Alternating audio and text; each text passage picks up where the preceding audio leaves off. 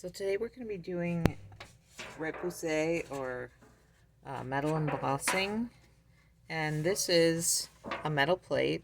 You can get it in copper, color, brass. This one's brass, or just plain aluminum color. It's a little thicker than your heavy-duty aluminum foil. And so the first thing I'm going to do is put the foil over top of the plate that I made. This is done with Elmer's glue and just some buttons pressed on, some little rhinestones, and some leather cord. You can use raffia or thicker yarn and just glue it on, let it dry. And then I'm going to put this so that it's the brass side's facing down. And I'm going to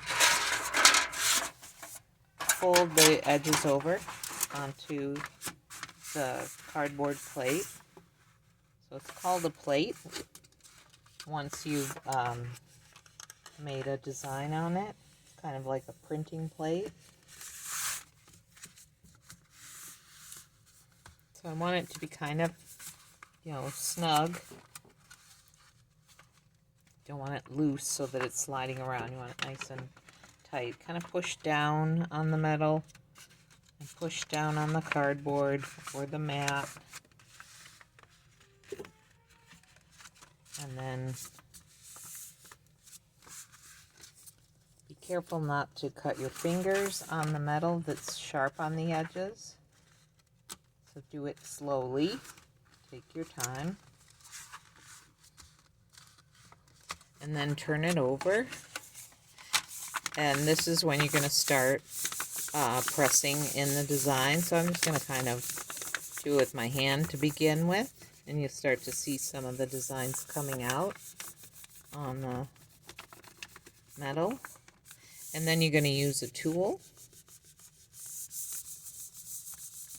So you can use the end of a paintbrush handle, or you can use a wooden dowel rod or a stick, like a popsicle stick. So you can pretty much use anything to start pressing this down. You can use wider tools. Whatever you happen to have near you that's not sharp, because you don't want to puncture a hole in here.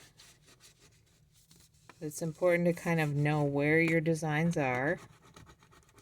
And this is what the glue looks like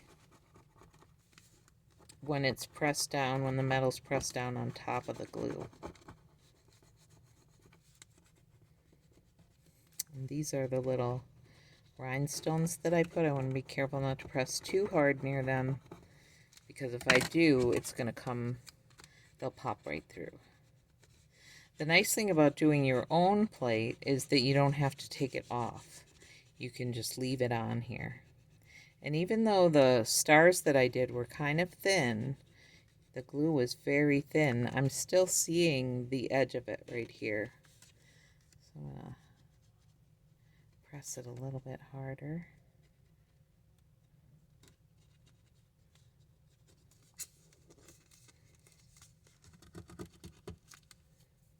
And this was a button. If I can get some of that to show up. So if you can find some interesting puzzle pieces or buttons, any kind of shape that has a raised surface to it will look interesting under the foil. This is another one of my stars. And if you have like star glitter, that would work nicely as well. You get a more uniform looking star. This is very freeform, biomorphic looking star.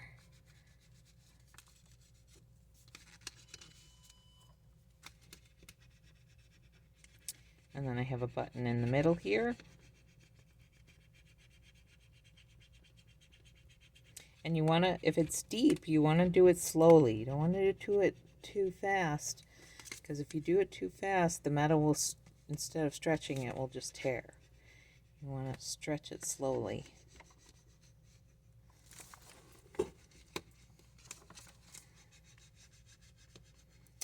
And once you have it all done, you can leave it the copper or brass color if you like, or you can antique it with some acrylic paint. Some people use India ink, but with India ink, that's really hard to get off your hands.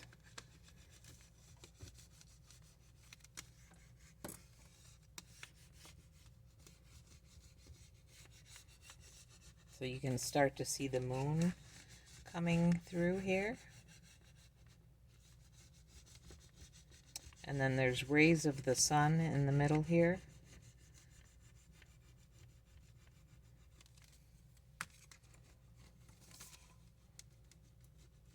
I like to use both hands. If one hand gets tired, I just switch.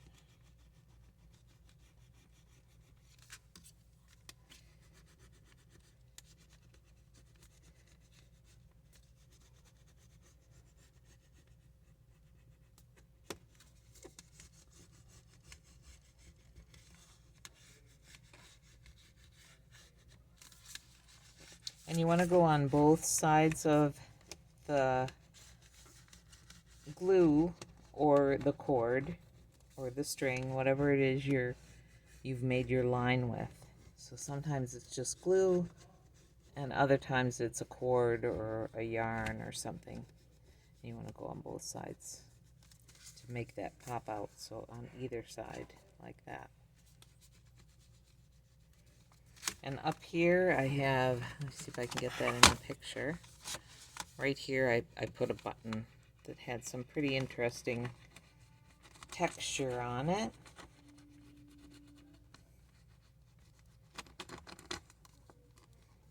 Let's see if we can get that to show up.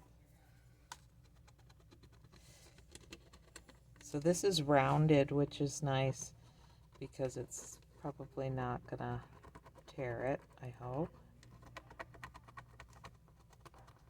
Just take your time and do it slowly. If you rush, that's when you're gonna end up poking a hole.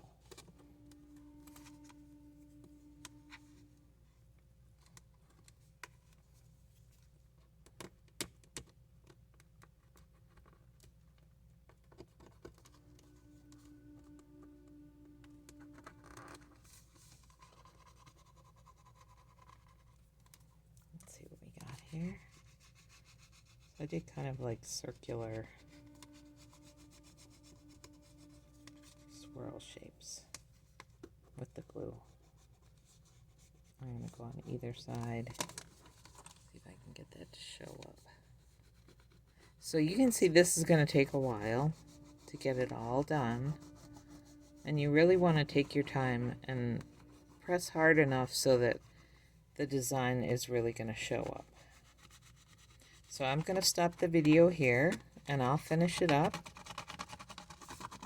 and then the next video I'll show you how to make it look antique by adding some black paint to it. When you're all finished, make sure you take a picture of it.